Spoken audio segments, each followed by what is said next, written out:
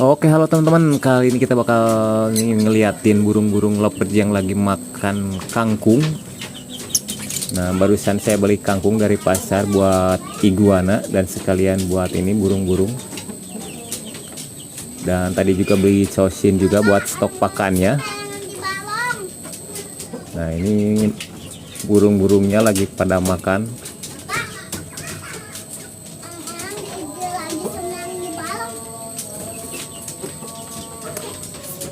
Nah, barangkali di sini ada teman-teman yang tahu jenis kelamin jantan yang betinanya yang mana? Coba tulis di kolom komentar ya teman-teman. Karena saya awam banget sama jenis kelamin burung. Nah, barangkali teman-teman ada yang tahu, ya ada yang paham juga.